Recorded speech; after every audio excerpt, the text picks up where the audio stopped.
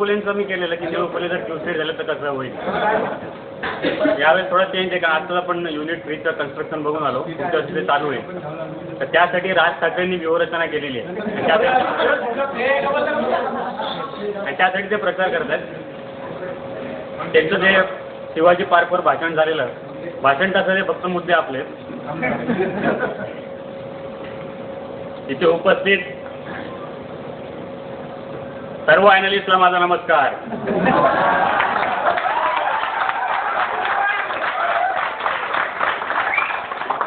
ज्यावेळेला पक्षाचा विचार करत होतो त्यावेळेस माझ्या मनात फक्त एकच विचार होता की चिपलामध्ये इंटरव्ह्यू देणाऱ्या प्रत्येक मुलाला असं वाटलं पाहिजे की त्याला राज ठाकरे बरोबर काम करायचं आहे.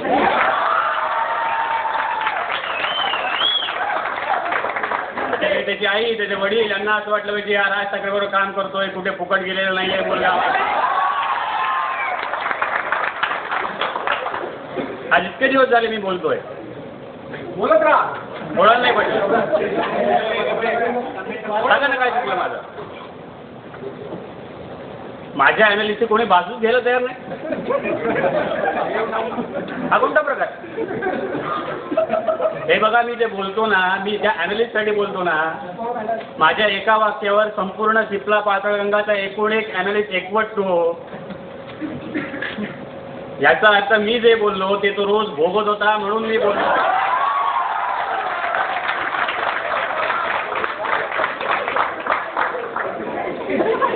इकडे काय पाहतोय आपण इन्सिडेंट झाला ॲनालिस्ट एरर झाला ॲनालिस्ट एरर काय चाललंय काय. मग ते इन्व्हेस्टिगेशन चालू करणार रिपेट बघणार बघणार ते रिपोर्ट बघणार ऑनलाईन एंट्रीज आहेत की नाही. अरे पण कशासाठी हे सगळं काय गरज आहे या सगळ्याची. काय मान्य आहे माझ्या ॲनालिस्टकडनं चुका होत असतील नाही होतात. परत OS कंप्लीट झाल्यावर 10 जणांना दाखवणार.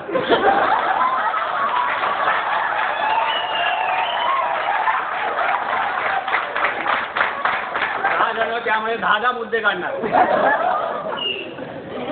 कशाला आपणच आपल्या चुकांचं प्रदर्शन करायचं. ते एक तिकडे फिरतात ते काय ते QA QC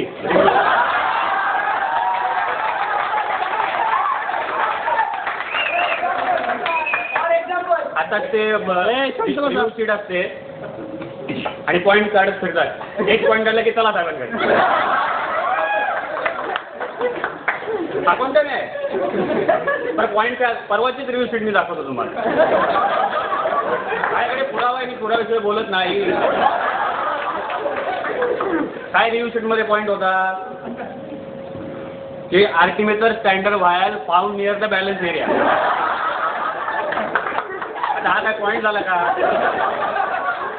आता बॅलन्स जवळ व्हायल्स मिळणार नाही तर का बिस्किटच्या पुढे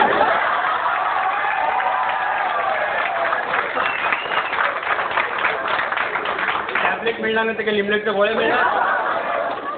तर हे कळायला नको काय यार. माझ्या त्या माणसांबद्दल त्यांच्या कामाबद्दल काही म्हणणं नाही.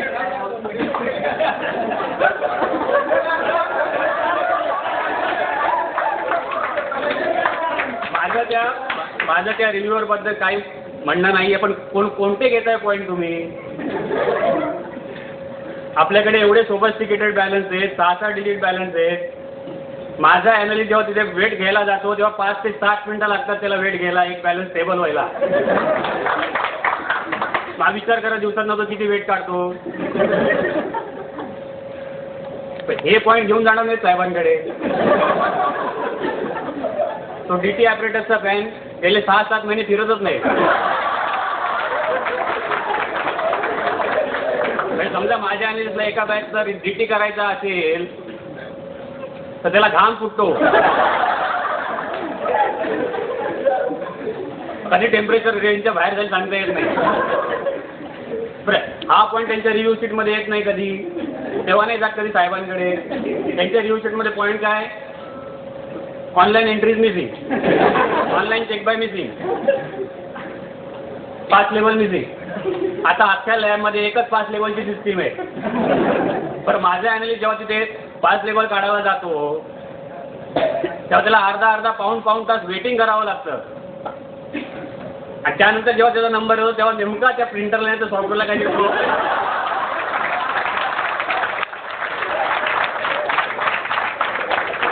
मग आता ही चूक कोणाची मला सांगा. पण नाव माझ्या ॲनालिस्ट इथे नाही यावंच वाटत इन्व्हेस्टिगेशन करायला. ते एक तिकडे बसलंय ते दुकान उघडून काय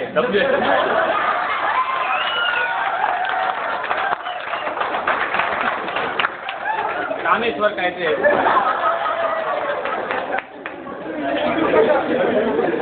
तो असा म्हणला म्हणे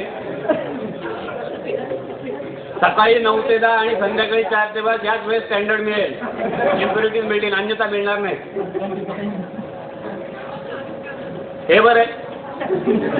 म्हणजे माझं ॲनालिस्ट मर 12 14 तास इथे काम करणार आणि त्याला लागलेल्या स्टँडर्ड फक्त एका तासात घ्यायचं. अकाउंटंट आहे.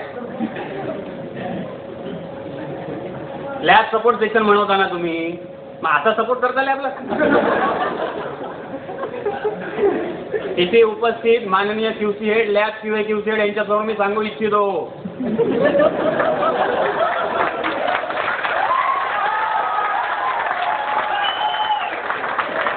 माझ्या ॲनालिस्टला तो मागेल तेव्हा त्याला लागेल तेव्हा स्टँडर्ड उपलब्ध झालं पाहिजे. पुढच्या वर्षी दिसेल.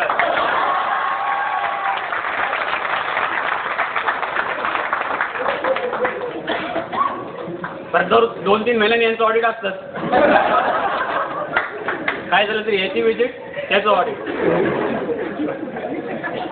बरं ते परदेशातून परप्रांतीय येणार आणि आपल्या भूमिपुत्रांचं ऑडिट करणार.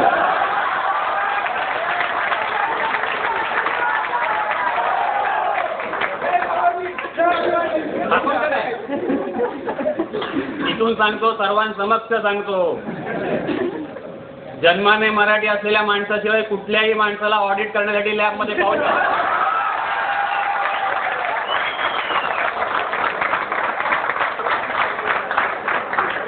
पुढच्या वर्षी दिसेल. मागे साहेब विचारले त्यावेळेस तीच घोषणा. पॉल सिद्धू साहेब आले त्यावेळेस काय घोषणा. WHO तो झाकी MHRA बाकी आहे.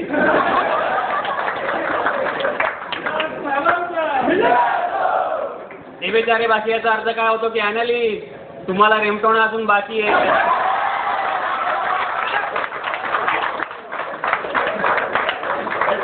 स्वतःच बोलत नाही मी.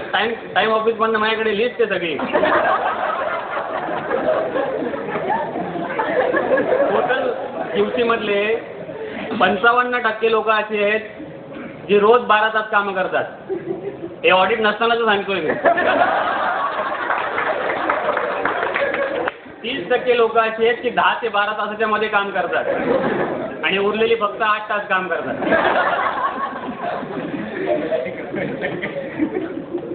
बरं वरती ते बसलेले आहेत प्रोडक्शनवाले. कधी मला तेव्हा फोन करतात 4 वाजता ही बॅच येणारे, मला रिलीज पाहिजे. अरे हो, हा कोणता प्रकार. म्हणजे 1 तास बॅच होत नाही बॅच यायला तर यांना रिलीज पाहिजे, मग घेऊन टाका. कशाला नावाला QCला महत्व देता तुम्ही. काय झालं तरी आमच्या ॲनालिस्टवर दबाव आहे. आणि हे का होतंय कारण QCवाले तुम्ही बोलत नाही म्हणून होतंय.